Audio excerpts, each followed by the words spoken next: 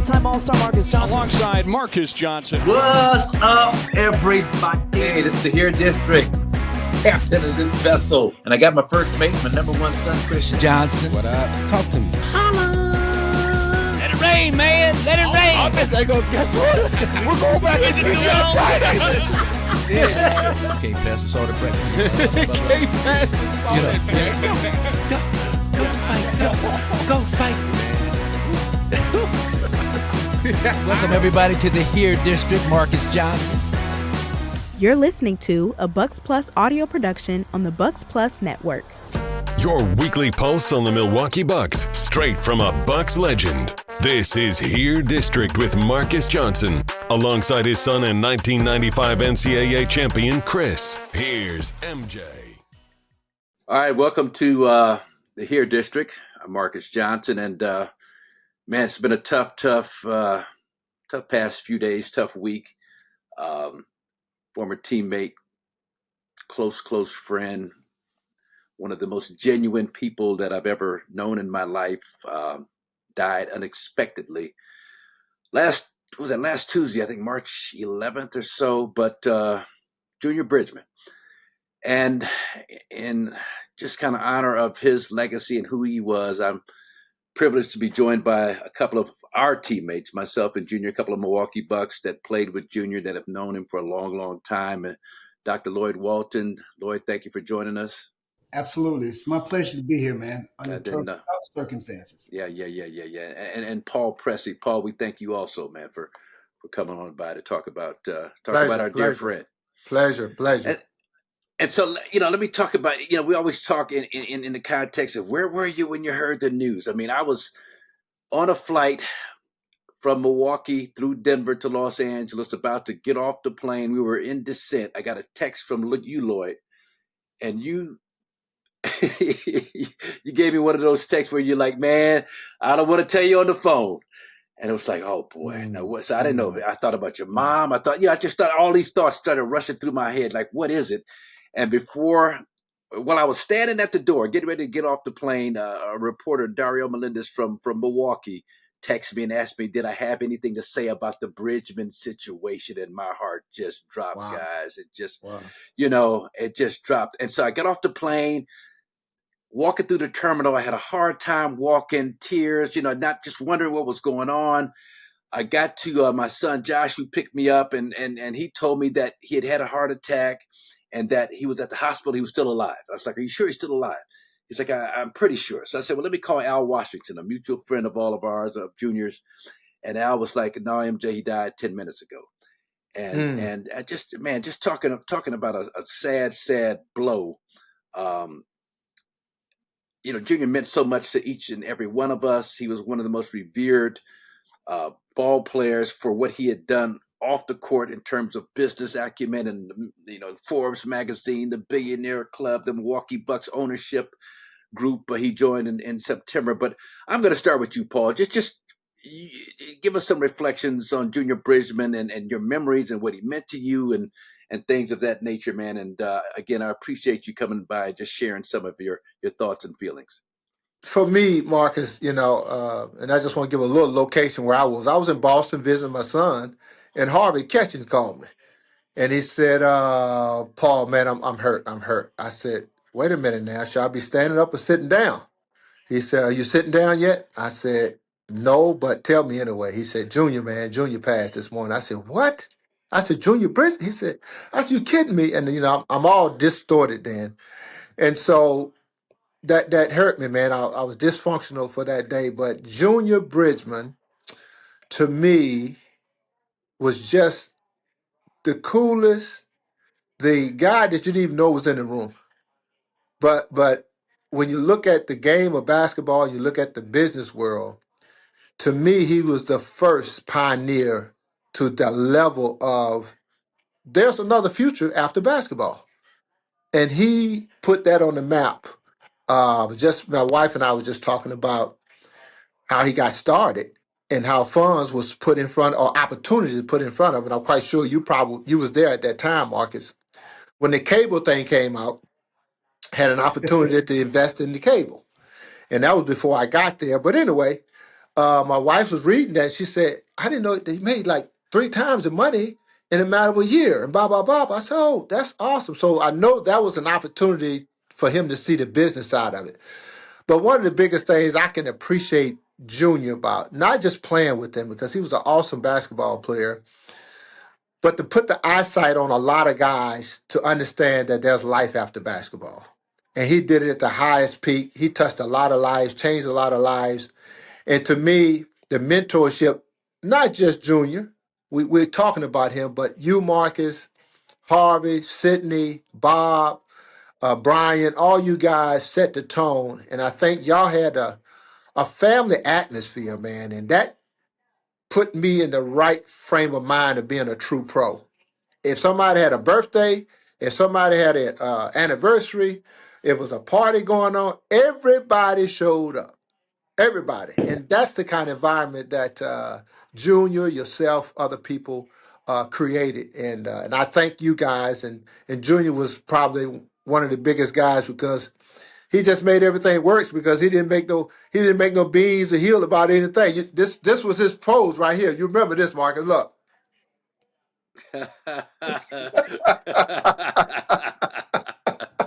Oh man, that laugh. But Lloyd, I know you and Junior, your relationship predates. Actually, I didn't notice until I read some stuff that you had talked about and heard you talk about your relationship with Junior Bridgeman. But you talk about you and Junior's relationship. Junior and I met when we were in high school. East Chicago. I'm from Chicago.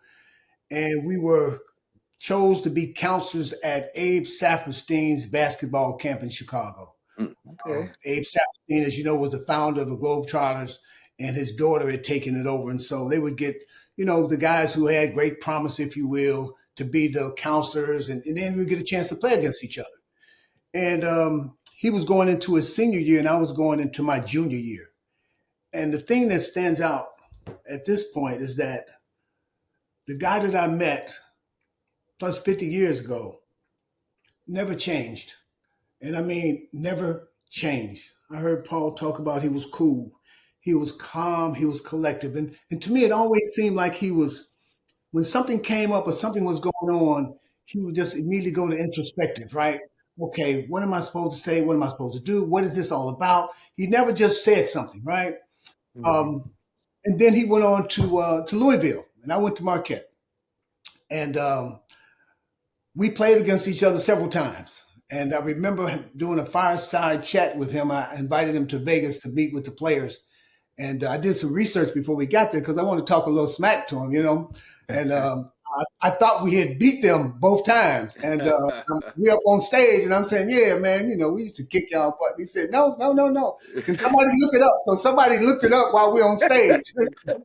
Louisville 87, Marquette 79. I was like, wait a minute. So I was looking at the documentary last night, and there are 2 sequences in the documentary, and I did not realize this, where I passed the ball to Junior and he scores. I just, both of y'all know, man, I just couldn't hold it back, man, after seeing that. Before that, as a counselor for the players for the last 25 years, always tried to get them the best information and expertise. And so I needed somebody to come and talk about business and entrepreneurship on a number of occasions. Every single time I called Junior, he showed up. Never questioned about it, just where you want me to be. And he would show up and share with the players his journey and the things that he thought that they need to be aware of as they move forward to make that transition. I'm so blessed, honestly, to have known him for this long. Yeah. Last thing I'll say is that when he called me one day and he said, hey, man, I want to invite you and your wife to the Kentucky Derby. I'm having a weekend. And I'm like, really? He said, yeah, absolutely. And my wife and I were elated. We drove 3.5 hours and gave us a room free, right? They sent a limousine to pick us up, and we step out of the limousine, and there's somebody saying, I'm your guide. Mr. Bridgeman said, I'm your guide for the day. I'm like, what is going on? So it was an unbelievable day. I'll never, ever forget it.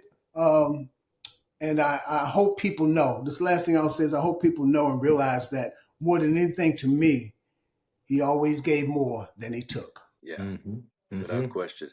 You know, so we talk about your Marquette and Louisville days. I actually played against Junior in the Final Four in 1975, John Wooden's last championship. We beat him in overtime, and I think he had about 15 rebounds. It was just, super athletic, coming off that high post screen on the UCLA cut for lobs. But Yep. Lloyd, you remember this, man. And so first, Junior as a player. Just incredible bounce, as they would call it nowadays. This guy could jump out the gym, probably 40-plus inch vert. And, Paul, we're playing down in Atlanta, my rookie year, 1977. We're down 29 points. I looked it up in the fourth quarter. Me and Lloyd on the bench. And Alex English and Junior, other guys on the floor. We're down 29. 8 minutes and 30 seconds left in that game. And then the Hawk fans, Lloyd, me and you sit next to each other. They're talking trash. Y'all are trash. Y'all ain't this. Y'all ain't that. And, we got to take it. We're down 29. What can we say? All of a sudden, Junior gets on a heater. And whatever it was we were down at that point, he wound up knocking down like 7 straight jumpers. He just couldn't miss. And Junior, that little lip would go to the stride. When she had that lip thing going, but he hit like seven in a row. I looked it up. Had 16 points in that fourth quarter, man. Lloyd, you hit a jumper with 29 seconds left to play that tied the game up. I got fouled. We had 3 to make 2. I missed the first one, made the next 2 to help us win the game.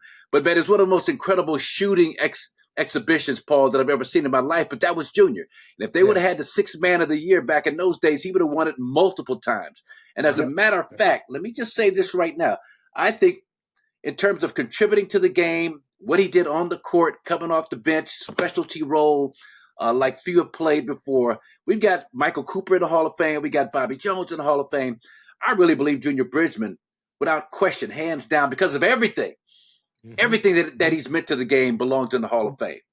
I second that. Yeah, I third it.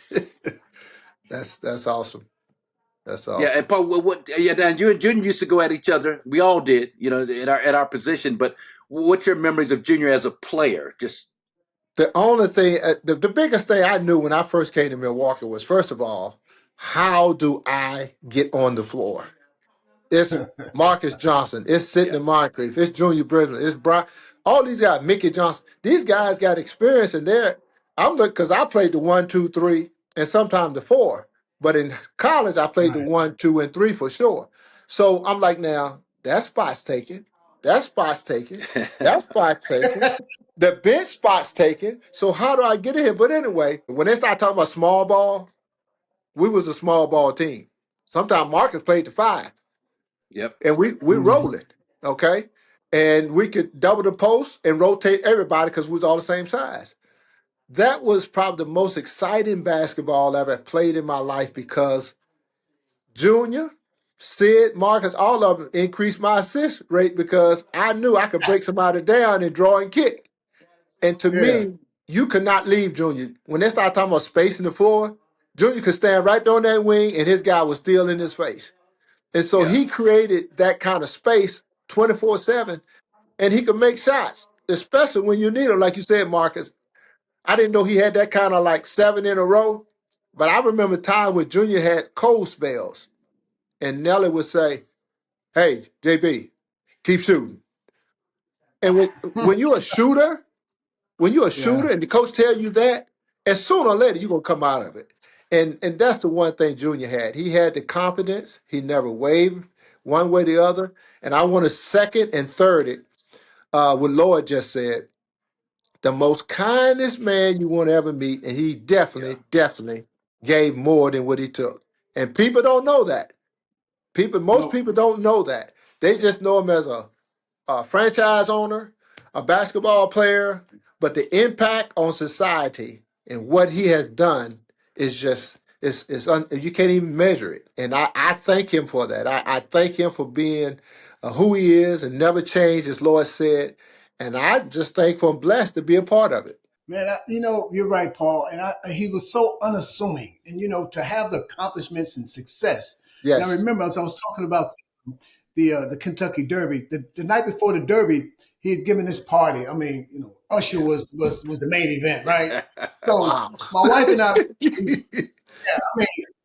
so we walk up the stairs to go to the event.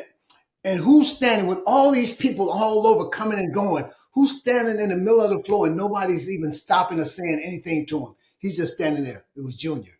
Mm. And my wife had never met him. I said, honey, there he is right there. She says, where? Because she was looking for somebody to have a crowd around him, right? Right. Just wanted to. Nobody. He was just so unassuming. Hey, man, what took you so long? Hey, this your wife? Oh, you gave him a chance, huh? Just like he had met her, years ago, man. It was unbelievable, man. And those are the kind of memories, man, that will stick with me for the rest of my life. I am so fortunate, seriously, to know somebody like that for 50 plus years and never change. Yeah. I just want. Go ahead, Paul. I just want to add this because it's a memory for me. I talked to JB probably 2.5 weeks ago, just before all this happened, right? And he called me about, hey, Paul, I just want to check and see, do you know some GMs in the league and this and that? And we just talked some basketball. And I said, yeah, I know a few. But he said, well, if you know a few, drop a few names for me, so on and so on. I said, okay. I said, well, by the way, I'm going to be in Milwaukee at the end of the month. Are you going to be there? He said, oh, yeah. He said, you coming? I said, yeah, I'll be there. And all right, I'll see you there. And about a week and a half later, this happens. And it changed my whole thought process of losing and missing somebody. And Marcus and I talked about this. When it happened, I think it was a day he had passed, or maybe that night. And I called Marcus. Marcus looked at the phone. He said, do I want to pick this? And so he picked it up. By the grace of God, he picked it up. He didn't know the Spirit was all on him, but he picked it up. He said, what's up, Paul? And I didn't call him to talk about Junior per se. I called him to let him know the impact that Junior had on all of us, and not only him and me, but the whole team. And I wanted to thank him and the rest of the team, because what we're going to miss about Junior Bridgeman is the impact that he has on the social world and the whole business world. How he going to change? He changed that because he get Yeah. for example, and you can correct me if I'm wrong on this. Jamal Mashburn is a big time business guy, entrepreneur, owned dealerships, restaurants, etc. And I know he's talked with him some. I know he did with Shaq. So when you started thinking about all, he's already helped change the business world. And so I was telling Marcus, I said, the reason why I call you is what Junior had put in my mind to say, we've been in that basketball arena all of our lives, and now it's time for us to get closer to our families, to get closer to our children, to get closer to our grandkids, because we have given those opportunities, and not that it was wrong, but I'm in Milwaukee, I'm in the community, you're doing this, you're doing that charity thing, you're doing it. It's telling me we got more time behind us than we do have in front of us. So we need to get moving and seeing our kids, our grandkids, our mothers, our brothers, our sisters. That's the thing, Mr. Bridgman, God bless him, rest in peace, put a heavy heart on me. Yeah. And to that point, so here's one of my stories. And so I was asked to string together 2 or 3 sentences talking about what Junior Bridgeman meant to me. And I knew everybody would talk basically kind of similar things about just what we're talking about now. So I wanted to make it personal. And so I recounted an experience this summer. My daughter Shiloh was in Louisville, of all places, with her AAU team. And so a good buddy of ours, Al Washington, said, "Yeah, you ought to call JB and see if you can stay at the estate." I was like, He's like, no, that's what it's there for. So I reached out to Junior. I'm going to be in Louisville these days. Is it cool if I? Oh yeah, sure. So I had it laid out. Gave me the big bedroom in this huge estate that was a converted barn. This estate, 70 acres. 4 or 5 different houses for the kids and relatives. They don't live there. Junior and Doris don't live there, but the kids do. So anyways, I'm staying there taking, so he comes to pick me up from the airport, guys. And my flight got in early. And so I texted him, let him know that I was coming in early. Okay, I'll meet you there. We got stuck on the tarmac for about an hour. And I kept because there was no gate available or something. So I kept texting him, man, go home. I'll take a Uber. I'll take a Lyft. No, I'll wait. I just need to know if I need to park. I need to know if I need to park.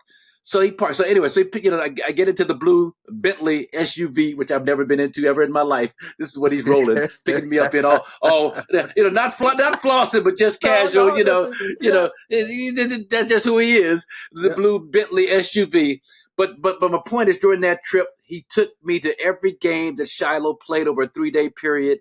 He watched at least 4 or 5 of her games. This is like 14-year-olds, 15-year-olds, playing AAU basketball in a gym full of people, big convention center type gym.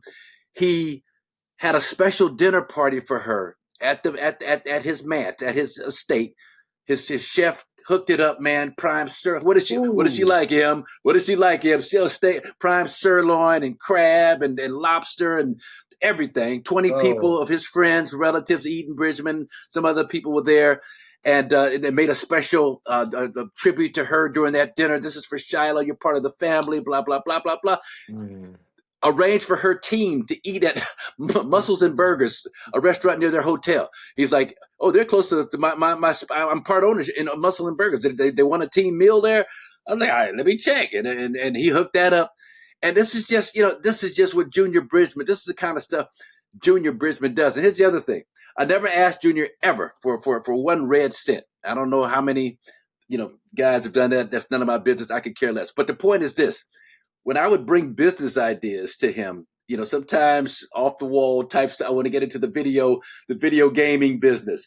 He was like, well, Em, I don't know anything about that, but I've got attorneys who do. You can have complete access to my attorneys. I'm like, Junior, how much do your attorneys cost, man? No, they're on retainer. I got to pay them anyway, so they might as well be doing something, and I would have complete free liberal access to these high-powered attorneys who would walk me through step by step of the pitfalls and the dangers of whatever the business opportunities it was. It happened a couple of times, not a lot, but that's just so remarkable. Our families would spend time together during the course of the year, staying in each other's homes and all that good stuff, man. And that's just, when I think of Junior, I think of just someone who's kind of being of service. Was one of the things that he was to us. Yes. And the final point, and Lloyd, I'll let you follow up on this. The closeness that we had as a team with the Milwaukee Bucks. Junior lived in Glendale. I lived in Glendale. Sidney Moncrief lived in Glendale. Paul, I don't know where you and Liz live, but we were Harvey Ketch, Fox.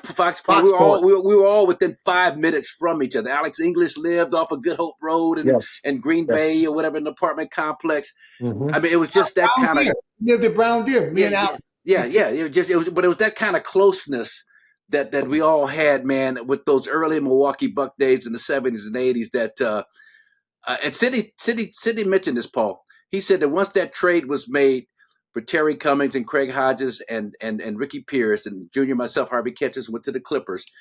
He told me that the Milwaukee Bucks were never the same after that. I was like, well, what do you mean? Terry Cummings is a hell of Terry Cummings is a hell of a player. He's like, yeah, he's a hell of a player.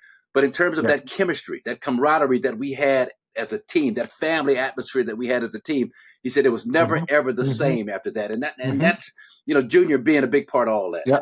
I was thinking about what you said, Paul, about how he changed basketball. So Chauncey Billups tells a story. I don't know if you guys have heard Chauncey talk about Junior. So at one point in time, because Junior's name was ringing, he had players calling him, teach me, show me, right? And so initially he started out with saying, all right, come down for 4 or 5 days. We're going to take you through everything, right? And so guys will get there and stay a day, and the next day they have a meeting, and these guys are gone. He said, man, I can't do that, man. I'm bringing in my people who are experts, et cetera, et cetera.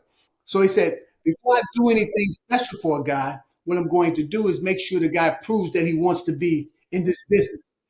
So the next person up was Chauncey. So he mentored Chauncey, I want to say, for 2.5 years. Wow. And everybody thought, when he said working with Junior, he was just going to give him some stores. He said, no. I'm going to make sure you really want it and you know what you're doing. And the funny thing about it, I think the first store he gave him, Chauncey was so excited about it. I think it was in St. Louis, if I'm not mistaken. So he gets down and Chauncey says, well, I just want to experience everything, right? So he goes into the back and he starts flipping fries and burgers and stuff like that. And he said, well, now I want to go to the window, man. Let me go to the window. So he's in the window and a guy comes in and he looks, give him a double take. He says, are you Chauncey? He said, yeah, I'm Chauncey. Oh, man, what happened to you, man? He said, oh, brother, I own this. It's me. Yes. It's me. So he was that kind of guy. So to your point, though, Paul, as I stated, man, he did so much for so many people, and he changed it. A lot of players today think about becoming entrepreneurs and businessmen because of what Junior was able to do, right? And I hope these guys that he's helped, I hope they continue to pay it forward with other guys, right? Absolutely. We can take away this stigma about players losing all their money and don't want to do anything but play basketball. Yeah. Yeah, one of my stories with Wendy's when they came to him with that offer, and Junior came to me. He said, "Man, you want to go in with me on this? Wendy's, we're gonna get started." And I'm like, "Man, ain't nobody gonna eat no square hamburgers, bro. You about to lose all your money." But the point is this: he didn't make money right away. He lost money. He and Paul Silas. So God knew what he was doing. If I would have lost a whole bunch of money, you know what I mean? Me and Junior may not have been friends toward the end. But he lost money on the first few stores, and that's when he decided, which he recommended to Chauncey Billups, that great story you told, Lloyd. He decided to go in and get hands on, start flipping burgers and getting over the fry thing and doing with the greasy fries and doing the thing with the fries and all that. And same thing happened to him. Someone passed by and called into a radio show that Junior said he was listening to. And the lady called in and said, I just saw the most saddest thing in the world. I saw Junior Bridgeman working at a Wendy's. And said, oh my God.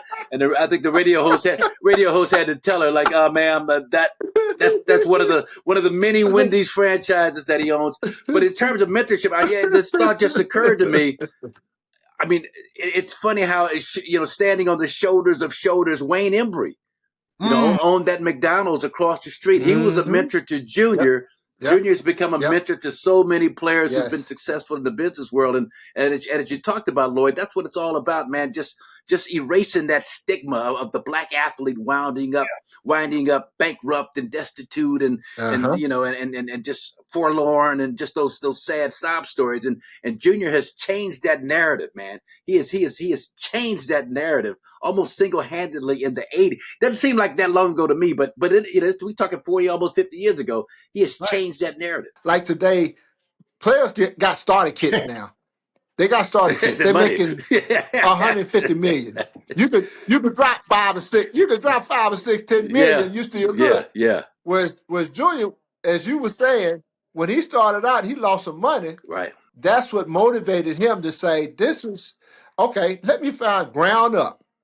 When he started going there flipping burgers and waiting on people, he wanted to find out how the money's coming in, how the money's going out, how do you adjust to make things better.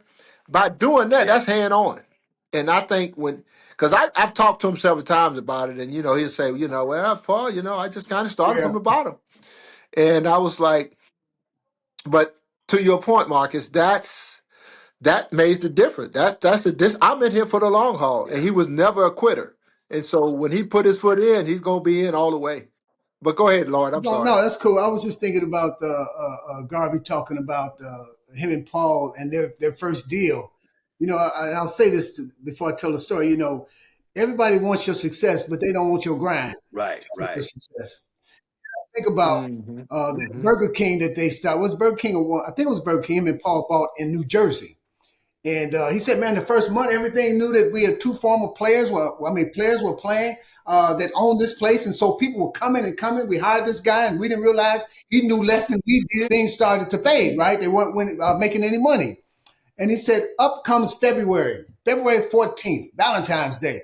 And 2 guys, just like the movie, tries to rob the place. They can't get the safe out. So they set it on fire. And Junior says the best fire he ever saw was that fire up in place.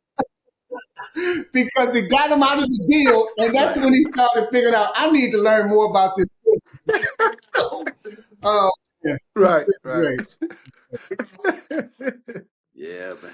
Oh God. Yeah. Yeah, man. Chris, you got something? No, just listening to you brothers reflect, and it's one of those things, man, where when Junior passed, it really it hit me like 24 hours later, and it just kind of was a deep depression of understanding the type of man that we lost, and we can't, we it's about inspiration, it's about motivation, it's about using Junior's lessons and how he lived his life to teach the next generation, for me to teach my kids, for them to teach their kids of how to live, how to treat Yeah. people, how to work hard, how to be humble, most Right. of all.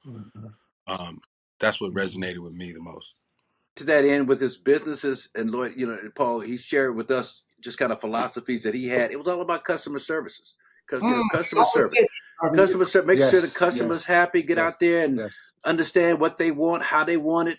The attitude or lack thereof that you have as someone. I mean, people are doing you a favor by coming into your restaurant, spending money with you. So you got to show that appreciation in terms of how you treat them, and that's a great lesson for life. You know what I mean? Just showing appreciation, because people don't have to. People don't. Absolutely. Awesome, Yeah, awesome Gratitude. point. gratitude. People don't have to mess with you on any certain kind of a level, but the fact that they do, is something to be thankful for. So Why do I come to Wendy's when I got McDonald's right beside me? What you got more different than what they got? They got burgers too. yeah, and But yeah, to your Right. point, service.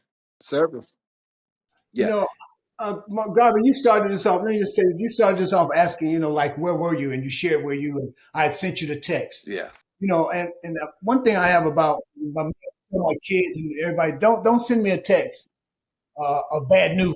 right, Always call me, right? So I'm sitting in my office like at home while I'm sitting now, and I get a text. But I said, I'm getting ready to go to the gym. I'm not going to answer no text or anything now. So I get in my car, and then my phone rings, and it's a past girlfriend who knows Junior's family very well, and she says, I got some bad news. Now it's really crazy. And Garvey, you remember my friend Tony? yes. She's Eden, the same Tony one. Eden, yeah, Tony Eden, she's the same one called me about Tony. So anyway, she said, I said, what's the bad news? Because I'm like, okay, what are you talking about? This is Lorraine. So she said, Junior passed. And I'm like, things that hit you like a ton of bricks, because people at our age now or in our group are starting to pass away. I never know how much I care about somebody until something like that happens. It took everything away from me Gone. yeah, for the next hour. I sat in my garage because I didn't know what to do. I don't know how to do it, right? But since then, I've just what we talked about. There's some things I could do just different as a person if I look at the way Junior lived his life. And that's my commitment to his legacy, yeah. because he meant so much to so many. And that's what I'm going to try to do, man. Yeah, yeah, and we can't leave here without at least mentioning the impact that he had on player revenues today. And that was the thing about the Bucks. Junior used to always, Lloyd, try and get me to, you ought to be a player rep. I was like, we got Bob as the president, you as the vice president, Steve Mix as the secretary, Quinn as the treasurer. It's like everybody on our team almost is in union leadership. But he would keep us abreast of what was going on. He was the plaintiff in the 1987 court case, Bridgeman versus the National Basketball Association, dealing with salary caps and the draft and everything else, antitrust type issues that led to them coming up with the 52% of the gross and that whole thing. But he would keep us informed, what was going on, why it was going on. And I had every confidence in he and our leadership, man, that they were going to make the right decisions, get the right things done. But it was Junior's just persistence, man, in that matter that has led to, you don't think about the nexus, the tie-in to today's players and their percentage of the gross revenues that they're able to share in. It was done because of guys like Junior Bridgeman, Bob Lanier in the mid 80s, man, going to the mat for us. Regarding Junior and his involvement in kind of the landmark, changing of the guard for the players in the NBA, how important was that for you guys at that moment during that time Well, period. it was a major importance because that was during a time period when playoff games were shown on tape delay on CBS at 11:30. They weren't shown live. People can't believe that when I tell them. They weren't shown live. They were shown on because they didn't want to interrupt prime time programming because nobody wanted to see a bunch of black dudes addicted to cocaine out there running up and down the floor. That was the perception. Right. And let me say this, for the record, Junior was the most anti-drug, and I never seen Junior take a drink. I never seen him do anything. And he's, me and Lloyd can attest to that because we was in the mix. But Junior, Hey, I trust y'all. I trust y'all too. And I was thinking about this, Lloyd. Junior never ever was judgmental. I remember when I was having my issues with drug abuse and the Bucks were trying to get me to go to treatment and all this stuff was going on. I told Junior he wanted to spring into action, tell the Players Association, file a suit, we can do this, we can do that. And I just like I'm guilty, man. Nah, man. We'll fight this, man. We can't have them, casting those accusations. It's like, well, it's a little more than an accusation, JB. Let me go ahead. I'll deal with this on my own. But the point is, Chris, is that I mean, the image of the league, the perception of the league during that time, Junior and guys like him, Bob and the other guys in the Players Association, and really went to battle for what they felt like the owners were holding back. So it caused them to have to open up their books.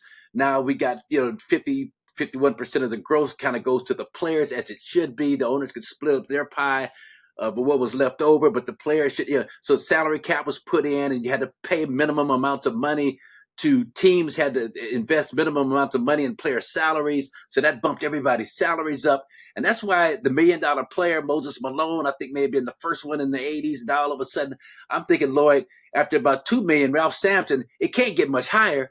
Right. At $2 million a year to play basketball, it can't get much better than that. And then you fast forward to the current status and what we've got guys now 60, 70, 80, 90 million or whatever it is that they're making per year. And it started with Junior Bridgeman, the Players Association, going to battle to get what they thought was what we deserved as players in terms of what we were putting into this product.